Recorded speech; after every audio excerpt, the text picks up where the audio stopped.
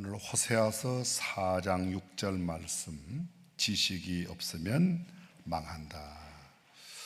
제목을 잘 보시면 지식이 없으면 망한다, 그리고 물음표와 느낌표가 있습니다. 다시 한번 보십시오. 지식이 없으면 망한다. 느낌표와 물음표를 바꾸어 놓으면 약간 의미가 달라집니다. 있는 그대로, 제목이 있는 그대로 말하면 지식이 없으면 망한다. 물음표, 느낌표는 이런 뜻입니다. 지식이 없으면 망한다고? 놀랍네. 이 느낌표와 물음표를 바꿔 넣습니다. 물음표를 앞으로, 느낌표를 뒤로 보내면 지식이 없으면 망한다고? 야, 그거 참 놀랍네. 물음표를 뒤로 보낼 때 다시 한번요, 지식이 없으면 망한다. 정말로? 그런 뜻입니다. 내 백성이 지식이 없으므로 망하는도다. 내가 지식을 버렸으니 나도 너를 버려 내 제사장이 되지 못하게 할 것이요, 내가 내 하나님의 율법을 잊었으니 나도 내 자녀들을 잊어버리리라. 사람들의 오랜 경험이나 지혜를 바탕으로 삶의 교훈이나 진리를 간결하게 표현하는 짧은 글을 우리가 일컬어 격언이라 그렇게 말합니다. 영어로 표현하면 아포리즘 또는 맥심 많이 들어보셨죠? 맥심. 어떤 분은 커피를 생각하는 분이 계실지 모르겠어요. proverb, 성경 속에 나오는 잠언이라는 성경을 영어로 proverbs, 속담과 격언들, 이런 뜻입니다. 이를테면 이런 내용이죠. 젊어서 고생은 사서도 한다. 오늘의 젊은 날의 어려움이 결코 미래에 나쁘지 않다, 유익을 준다, 그런 뜻입니다. 지성이면 감천이다. 사람이 정성을 다하면 하늘도 감동한다는 뜻이죠. 시간은 금이다. 시간의 중요성을 강조하는 그런 표현입니다. 말 한마디에 천냥빚을 갚는다. 말이 얼마나 중요한지. 백지장도 맞들면 낫다. 협동이 얼마나 중요하고 마음을 같이 모은다는 게 어떤 큰 일도 해낼 수 있다는 의미를 갖고 있습니다. 하늘은 스스로 돕는 자를 돕는다. 설명이 필요 없죠. 시작이 반이다. 말을 많이 하고 생각만 많이 하는 것보다는 행동으로 옮기는 것의 중요성을 강조합니다. 호랑이에게 물려가도 정신만 차리면 산다. 위기 상황 가운데서도 냉철함을 잃지 않고 대처해야 하는 삶의 태도, 이렇게 표현합니다. 속담은 이렇게 이야기할 수 있습니다. 민간에 오랫동안 전해 내려오는 생활 속의 지혜를 담아서 짧은 말로 표현하는 것. 어떤 면에서 격언보다는 상당히 말로 구어체적인 그런 표현입니다. 비유적인 표현, 이것을 속담이라고 말합니다. 하나만 예를 들어본다면 가는 말이 고와야, 성경에는 그런 의미를 담고 있는 내용은 있지만 그대로는 아닌데요. 비슷한 내용, 좌우명이 있습니다. 개인이나 단체가 항상 마음속 깊이 새겨 본보기로 삼는 것, 그걸 좌우명이라고 합니다. 나의 좌우명은, 우리 단체의 좌우명은, 우리 모임의 좌우명은, 좌우명, 지킬 만한 가치를 두고 소중하게 지켜나가는 것이죠. 성경 속에도 이런 격언과 속담들, 이미 말씀드린 대로 proverbs, 소위 잠언에 이런 것들이 많이 나타납니다. 몇 가지 예를 들어보면 잠언 17장 27절 말씀에 지혜로운 자는 말을 아끼고 명철한 자는 영을 냉철히 가진다. 지혜로운 사람은 신중하게 말하며 감정을 절제하며 통제하는 능력을 가지고 있다, 그런 뜻입니다. 잠언 16장 24절에 보면 선한 말은 꿀송이 같아서 마음에 달고 뼈에 양약이 되느니라. 긍정적이고 따뜻한 말 한마디가 큰 위로와 힘이 된다는 뜻을 담고 있는 구절입니다. 잠언 20장 4절 말씀, 게으른 자는 가을에 밭 갈지 아니하나니 그러므로 거둘 때에는 구걸할지라도 얻지 못하리라. 게으름을 피우면 결국 가난해지고 아무것도 얻지 못한다는 내용을 담은 그런 의미 있는 표현이죠. 잠언 6장 6절 말씀, 우리가 잘 아는 겁니다. 게으른 자는 개미에게 가서 배우라고. 개미에게 가서 그 하는 것을 보고 배우라. 여름철 무더운 때에도 열심히 겨울을 준비하는 개미에게 지혜를 배우라는 뜻입니다. 잠언 18장 21절 죽고 사는 것이 혀의 권세에 달렸으니 혀를 쓰기 좋아하는 자는 혀의 열매를 먹으리라. 말의 힘을 강조합니다. 말이 사람을 죽이기도 하고 살리기도 할 수 있으니 말을 언제나 조심해서 해라. 한 번 더 생각하고, 우리가 흔히 이야기할 때 귀는 2개, 입은 1개, 듣기는 2번 하고 말은 한 번만 하라, 이런 표현도 있기도 하죠. 마지막으로 잠언 25장 11절에 보면 경우에 합당한 말은 아로 새긴 은쟁반의 금사관이라. 경우에 합당한 말, 때에, 시기에, 시간과 장소, 분위기에 맞는 말 한마디가 얼마나 중요한지 말의 중요성을 강조하는 표현입니다. 성경은 이렇게 많은 속담과 격언들을 담고 있습니다. 그 중에 하나, 오늘 성경은 말하기를 지식이 없으면 망한다.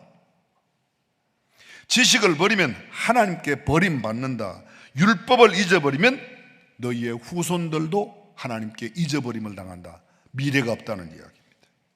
여기 지식이 없다는 표현, 지식이라는 단어가 히브리어에 2개의 단어가 있습니다. 다아트라고 하는, 제가 한 2년 반쯤 전 2023년 3월 달에 동일한 본문으로 멸망하지 않으려면, 이런 제목으로 말씀을 나눌 때도 이 말씀을 설명드렸습니다. 근데 방금 이야기했던 다아트라는 말, 그것은 경험으로 아는 것입니다. 경험으로 아는 것. 야다라는 말이 경험으로 아는 것입니다. 헬라어에는 기노스코 하는데 거기에서 영지주의의 나스테시즘이 거기에서 온 말이기도 합니다.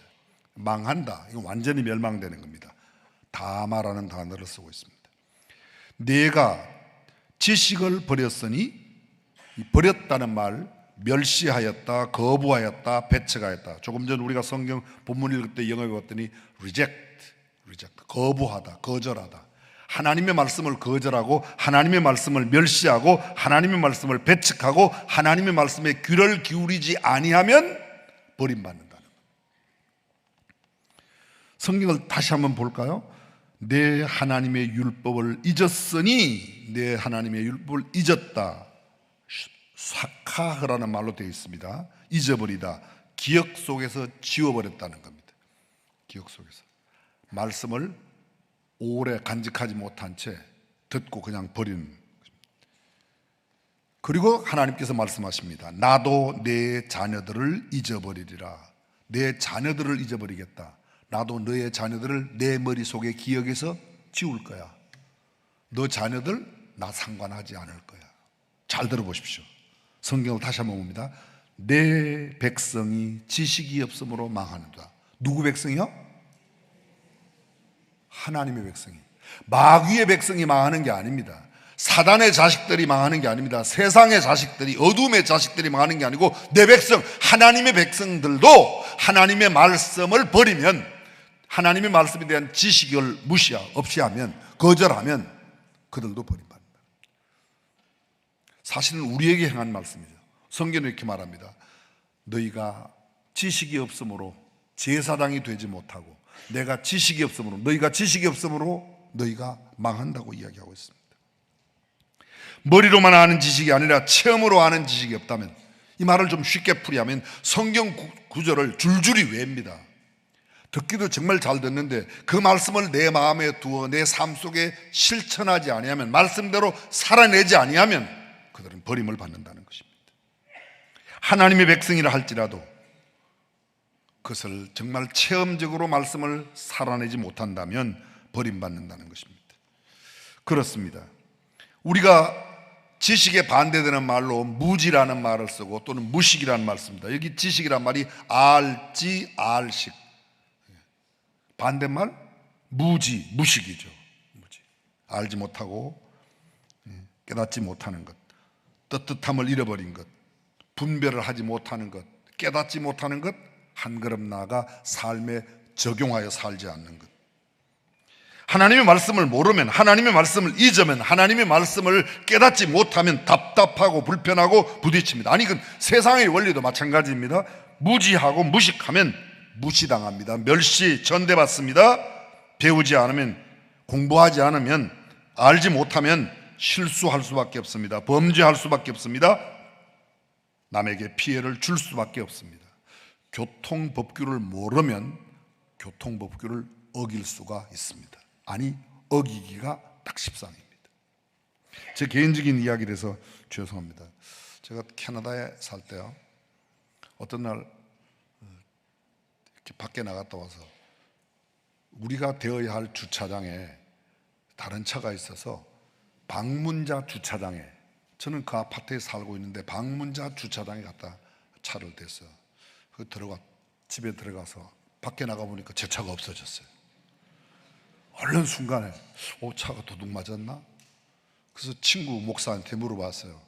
박 목사님, 차가 없어졌는데 어디에 됐는데 없어졌어? 그래서 여기 비지터 파킹장에, 방문자 주차장에 내가 대놨는데, 그러면 그 주변에 이렇게 보래요. 종이가 붙어 있을 거래요. 봤더니 벽에 붙어 있더라고요. 토우드 카, 심말로 견인당함, 네 차 끌고 갔음, 그런 말이에요. 어디로 몇 번지로 찾으러 와라. 택시 타고 갔습니다. 갔더니 꼼짝없이 200불 벌금을 내야, 그래서 택시비 17불 하고 200불 내고 차 가지고 왔습니다. 며칠간 지나갔습니다. 이번에는 시장에 가서 무슨 물건을 사고 집 앞에 인도 옆 길에 잠깐 놓고 물건을 집에 갖다 넣으러 집에 올라갔습니다. 그 아파트에 갖다 놓고 너무 피곤해서 그냥 소파에 잠깐 앉았는데 잠이 들었어요. 나가봤더니 또 차가 없어졌어요. 이번에는 경험이 있으니까 전화 안 하고 옆에 봤더니 또 붙어 있더라고요. 토우드카, 끌려갔음. 그거 갔습니다. 또 200불 냈습니다. 제가 캐나다 국고에 상당한 보조를 하고 왔습니다. 정말 죄송합니다. 제 개인적인 이야기 더 하나만 더 할게요. 제가 초등학교 1학년, 국민학교 1학년 통지표에 이렇게 적혀 있어요.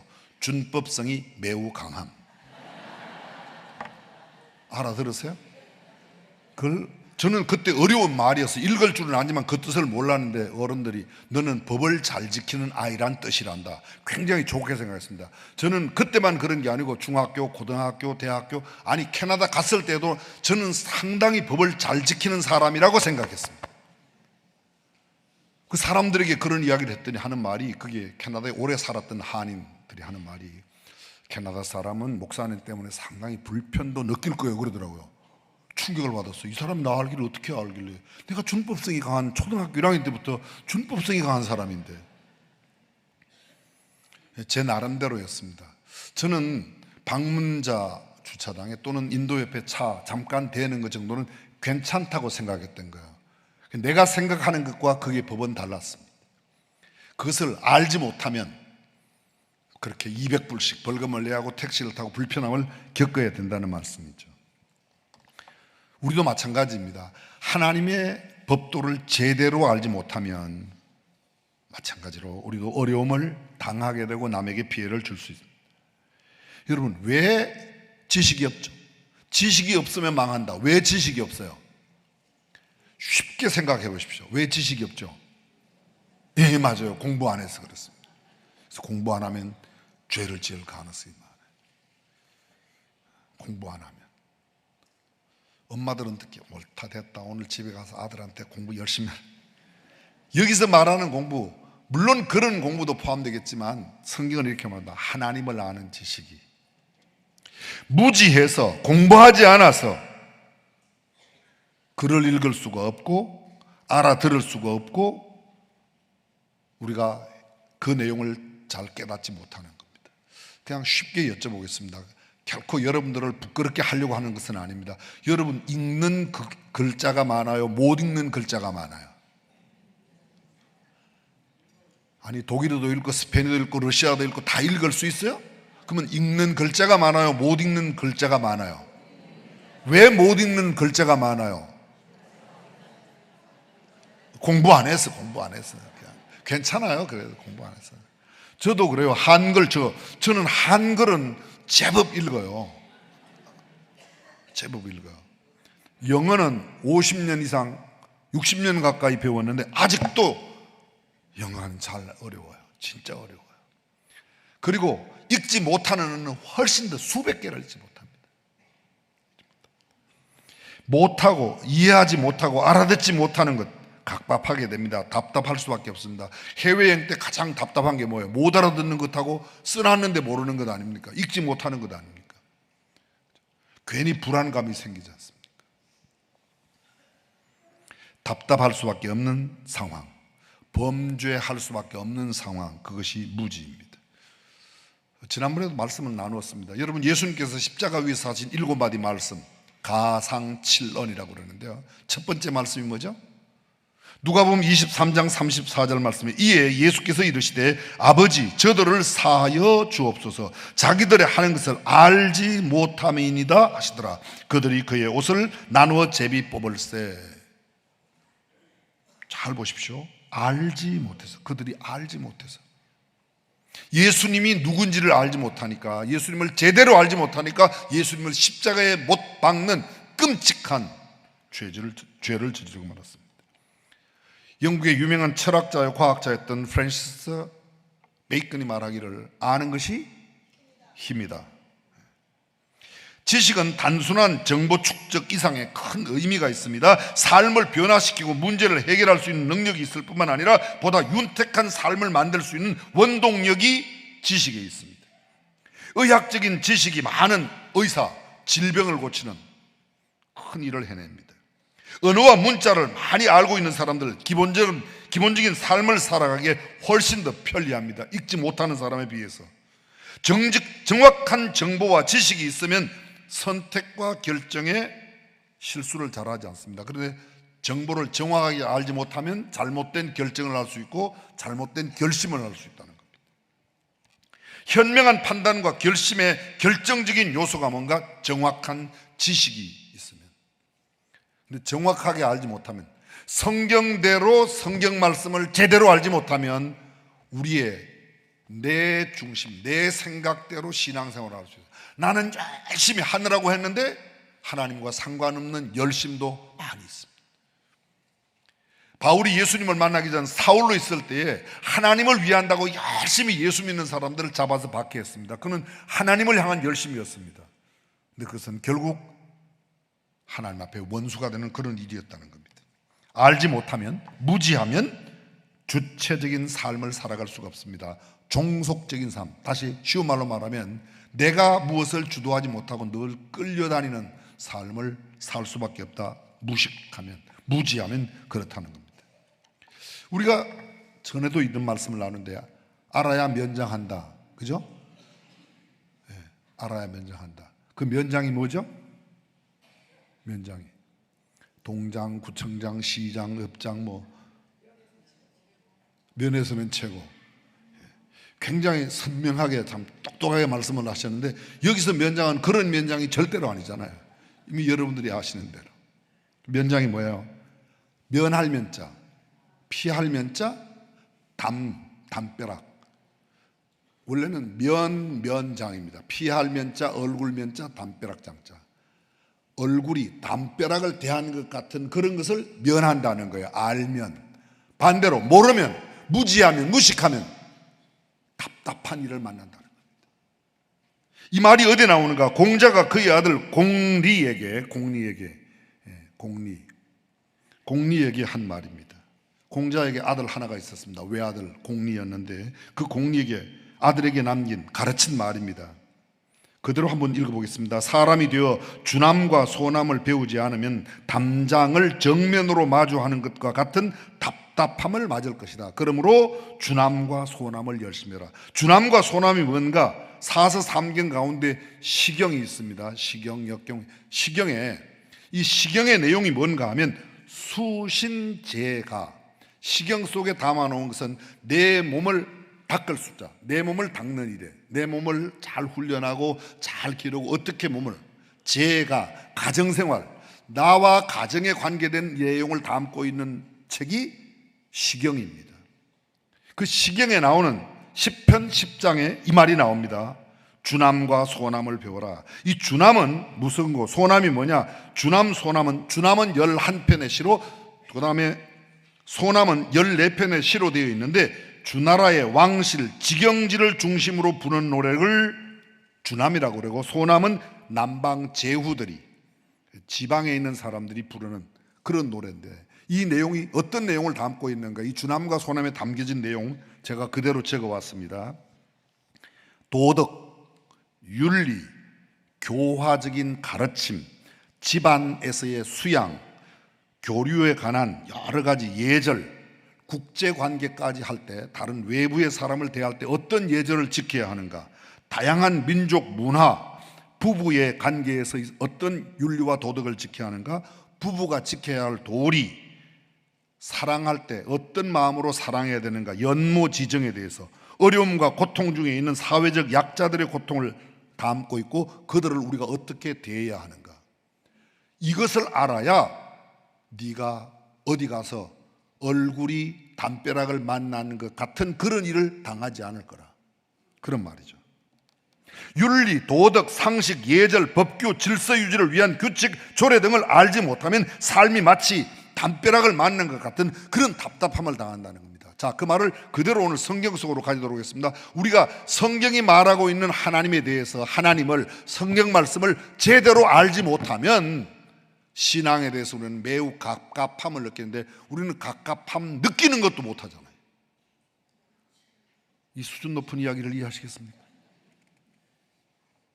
아예 하나님의 말씀을 도전하는 질문으로 데려올까요? 사랑하는 성도 여러분, 여러분들은 한 주일을 지나면서 주일 예배 드리는 거에 성경 말씀을 얼마나 가까이 하고, 얼마나 묵상하고, 얼마나 공부하고, 얼마나 익히고 계십니까? 이렇게 사는 것이 하나님의 말씀대로 사는 건가? 이렇게 하는 것이 정말 말씀을 지키는 삶인가? 얼마나 생각들을 하고 사십니까? 우리는 거의 그렇지 않게 살아가고 있는 일들이 너무도 많지 않는가? 성경은 이렇게 말합니다. 의인의 입술은 여러 사람을 교육하나 미련한 자는 지식이 없으므로 죽느니라. 미련하여 죽는 사람의 특징이 뭐라고요? 지식이 없다는 거예요. 무슨 지식이? 하나님 앞에서의 지식이 없다. 잠언 19장 2절 말씀입니다. 지식 없는 소원은 선치 못하고 발이 급한 사람은 그릇하느니라. 지식 없는 소원, 제대로 알지 못하고 이걸 가지면 내게 어떤 유익이 있는지 이런 걸 알지 못하고 소원하는 것은 마치 선한 일이 아니다. 이건 선한 일이 못 되고, 그 다음에 급한 발이 급한 사람은 일을 그르친다고 그랬습니다. 생각을 하고 유익이 어떤 것이 있는가 없는가를 분별한 뒤에 해야 되는데 행동으로 너무 빨리 옮기면 그르친다고 말하고 있습니다. 잠언 29장 7절입니다. 의인은 가난한 자의 사정을 알아주나 악인은 알아줄 지식이 없느니라. 알아줄 지식이 없다고 말합니다. 잠언 30장 1절이야 말씀. 이 말씀은 야게의 아들 아굴의 잠언이니 그가 이디엘 곧 이디엘과 우갈에게 이른 것이라. 이 이디엘과 우갈은 아굴의 두 아들이라고 생각됩니다. 그 다음 구절, 나는 다른 사람에게 비하면 짐승이라 내게는 사람의 총명이 있지 아니하니. 겸손한 자신에 대한 표현입니다. 계속해서요, 나는 지혜를 배우지 못하였고 또 거룩하신 자를 아는 지식이 없거니와 하늘에 올라갔다가 내려온 자가 누구인지, 바람을 그 장중에 모은 자가 누구인지, 물을 옷에 싼 자가 누구인지, 땅의 모든 끝을 정한 자가 누구인지, 그의 이름이 무엇인지, 그의 아들의 이름이 무엇인지 너는 아느냐? 하나님의 말씀은 다 순전하며 하나님은 그를 의지하는 자의 방패시니라. 너는 그의 말씀에 더하지 말아라. 그가 너를 책망하시겠고 너는 거짓말하는 자가 될까? 말씀에 더하지 말라는 거예요. 내가 두 가지를 주께 구하겠사오니 내가 죽기 전에 주님 나에게 거짓하지 마시고 그걸 꼭 주십시오. 그 두 가지의 내용이 뭐예요? 내가 두 가지를 구하겠사오니 나의 죽기 전에 주시옵소서. 곧 허탄과 거짓말을 멀리 하옵시고 내게서 멀리 하다. 그 다음에요, 나를 가난하게도 마옵시고 부하게도 마옵시고 오직 필요하냐.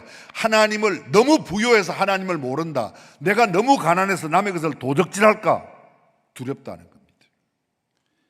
맨 끝부분에 내가 배불러서 하나님을 모른다, 여호와가 누구냐 할까 하며 혹 내가 가난하여 도적질하고 내 하나님의 이름을 욕되게 할까 하나이다. 지금 아굴이 두 아들에게 이러고 있는 말이 뭐예요? 자신은 나는 하나님을 알지 못한다 말하지만 그 아들들에게 하나님이 누구냐고, 하나님 없다고 너무 배가 불러서 하나님을 거부할까 봐, 너무 배가 고파서 하나님의 말씀을 떠난 삶을 살까봐 하나님 이것만큼은, 다시 말하면 하나님의 말씀에 위배된 삶을 살지 않도록 하게 해달라고 말하고 있는 것입니다. 전도서에 이런 말씀이 있습니다. 무릇 내 손이 일을 당하는 대로 힘을 다하여 할지어다 내가 장차 들어갈 음부에는 일도 없고 계획도 없고 지식도 없고 지혜도 없습니다. 지옥의 특징이 뭐예요? 음부의 특징이 지식도 없고 지혜도 없는 그 사람들의 모임이 지옥이라는 겁니다. 오늘 본문 호세아 4장 6절인데요 1절부터 보겠습니다. 이스라엘 자손들아 여호와의 말씀을 들으라. 여호와께서 이 땅 금인과 쟁변하시나니 이 땅에는 진실도 없고 인애도 없고 하나님을 아는 지식도 없고, 뭐가 없어요? 하나님을 아는 지식이 없다는 거예요. 6절 내 백성이 지식이 없으므로 망하는도다. 내가 지식을 버렸으니 나도 너를 버려 내 제사장이 되지, 제사장 지도력이 되지 못한다는 거죠. 내가 내 하나님의 율법을 잊었으니 나도 너를 잊어버리라. 잠깐 저를 주목해 주십시오. 여러분 호세아가 어떤 사람인지 아십니까? 호세아는 BC 753년부터 약 한 60년 이상 63년 정도 활동을 했습니다. BC 722년에 북방 이스라엘이 멸망됩니다. 아수르의 침공을 받아서 북방 이스라엘에 수였던 사마리아가 함락돼서 완전히 멸망됩니다. 다시 말하면 북방 이스라엘 사마리아 성이 멸망되기 전부터, 멸망되기 한 10여 년 전부터, 아니 한 30여 년 전부터 선지자 활동을 했습니다. 그리고 멸망되고 난 뒤에도 한 30년 정도 활동을 했습니다. 다시 말하면 북방 이스라엘의 멸망 직전 상황과 멸망 직후의 상황을 너무도 잘 알고 있습니다. 근데 그 왜 이스라엘이 멸망되었는가? 호세아의 진단이 그거잖아요. 내 백성이 하나님의 말씀을 버렸으므로 하나님도 그를 버려 그를 망하게 했다는 겁니다. 예레미야를 여러분들이 기억하실 겁니다. 예레미야는 BC 627년부터 580년까지 47년 동안 선지자 활동을 했습니다. 남방 유다가 멸망된 것이, 예레미야가 활동했던 남방 유다가 멸망된 것이 606년 BC에, 다시 말하면 그가 선지자 활동한 지 21년 만에 완전히 바벨론에 의해서 포로가 되고, 포로된 지 20년 만에 예루살렘이 함락되고 모두가 다 바벨론으로 포로로 잡혀갑니다. 70년 동안. 그게 역사에서 말하는 바벨론 유수, Captivity of Babylonia, 바벨론 유수라고 그렇게 표현하고, 멸망된 뒤에 6년 동안 선지자 활동을 더 하다가 예레미야는 하나님의 부르심을 받고 떠납니다. 근데 호세아는 북방 이스라엘의 멸망 전후의 멸망 상황을 보았고, 예레미야는 남방 유다의 멸망 전후의 상황 가운데 무려 41년 동안을 멸망 후에 6년 동안.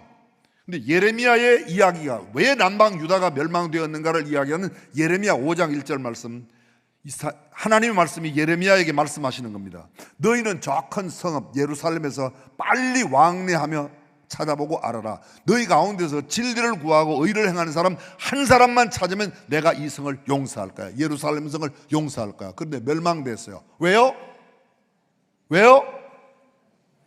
예레미야의 4장부터 5장, 6장 그 사이에 보면 유다의 범죄가 나타났습니다. 정치, 경제, 사회, 교육, 가장 부패한 게가 종교계가 부패해요. 오늘날로 말하면 제사장, 선지자들이 부패했습니다. 교회가 부패한 거예요. 근데 하나님은 너희의 부패 때문에 너희를 멸망시킨다고 말하지 않고, 아무리 이렇게 부패했어도 그것을 막아설 사람 한 사람만 있으면 내가 그 성을 용서할 거야. 유다가 왜 멸망했다고요? 한 사람이 없어서. 북방 이스라엘이 왜 멸망했다고요? 하나님의 말씀을 버렸으므로. 사랑하는 성도 여러분, 저와 여러분들이 오늘 이 부분에서 생각해야 될 게 있습니다. 교회에서 지금 이제 예담 아카데미라고 다음 세대를 위해서, 장애인들을 위해서 이 성경 교육이, 하나님의 말씀을 배우는 것이, 하나님의 말씀을 익히고 그 말씀대로 살아가는 것이 얼마나 중요한가를 이야기하는 겁니다. 우리나라 조선시대 조금 더 거슬러 올라가면 고려시대로부터 우리나라 교육에 굉장히 힘을 많이 기울였습니다. 향교는 공립학교라고 그랬죠. 그죠? 향교가 공립학교예요. 서원은 사립학교예요. 제가 찾아봤더니 조선시대에 서원이 약 600개 있었다고 그러더라고요. 600개. 향교가 마을마다 있었다고 그래요. 마을마다. 요 사이로 말하면 거의 면 단위 뭐 이런 데 다 있었던 거예요. 근데 개수로는 당시에 300개라고 기록하고 있습니다. 서원은 사립학교는 600개가 있었어요. 우리나라 최초의 서원이 어디 있죠? 소수서원. 그게 왜 소수서원인가? 경북 영주에 있습니다. 거기서 조금 내려가면 안동에는 도산서원이 있고 병산서원이 있고 뭐 서원들이 많이 있습니다. 저기 경상남도의 함양에도 있고 전라북도의 정읍에도 있고 전국에 이런 유명한 서원들이, 나중에 이 서원들이 한 600개 되는 서원들이 너무 서원이 많아지니까 부패해서 대원군 시절에 서원 철폐를 함으로 전국에 47개 외에는 싹 없애버리죠. 그게 서원 철폐. 근데 그걸 교육을 없애려고 하는 게 아니라 부패한 교육을 좀 정화하기 위해서 시도했는데 너무 지나쳤다, 이런 표현들이 있습니다. 여러분, 고려시대부터 있었던 우리나라에 국립학교가 있었어요. 국립학교가. 향교는 공립학교라고 공공기관에서 국립학교 뭐죠? 성균관입니다. 근데 이 성균관이 원래 세워진 게 조선시대에 세워진 게 아니고 제가 찾아보았더니 고려시대 처음 시작한 국자감이라고 시작하는데 그 국자감을 1298년 충렬왕 24년에 성균감이라고 했고 그 이후에 충선왕 즉위 때에 1308년에 그때 성균관이라고 바꾸었고, 조선을 처음 세웠던 태조 이성계가 즉위 7년 만에 성균관을 새로 지으라고 그래서 세운 게 지금 현재 성균관인데 전쟁에 불탔다가 새로 세웠습니다. 그래서 지금 현재 성균관. 우리나라의 국립대학인 서울대를 비롯한 각 도에 여러 개 국립대학이 있는데요, 전통적으로 내려오는, 지금도 죄송합니다, 서울대 출신하고 성균관대하고 자기네들이 국립학교라고 그래요, 서로. 근데 저는 국립 사립이 중요한 게 아니라 제대로 배우는, 제대로 가르치는 학교가 세워져야 될 줄로 믿습니다. 오늘 성경은 이렇게 말합니다. 하나님을 아는 지식이 올바른 지식. 베드로가 2권의 편지를 썼습니다. 두 번째 쓴 편지에 베드로의 마지막 그 내용이 뭔가 하면 베드로 후서에 주님을, 주 예수 그리스도를 아는 지식에 자라가기를 원한다. 세상의 사람들은 더 많은 부를 갖기를 원하고 더 많은 높은 자리를 원하지만 하나님의 말씀은 우리에게 말합니다. 주님을 더 깊이 알아가는 일에, 우리가 찬송했어요. 예수 더 알기 원함은 내 평생의 소원. 아까 찬양 안 했어요? 내 평생의 소원, 내 평생의 소원, 대속해 주신 사랑을 간절히 알기 원하네. 예수도 알기 뭐요? 사실은 입술로는 예수도 알기 원하고, 그러다 돈도 벌기 원하고 아파트 갖기 원하고, 주님을 더 깊이 알아가고 주님의 말씀을 삶에 적용하며 살아가는 중앙가족 되시기를 주님의 이름으로 축원합니다. 기도하겠습니다.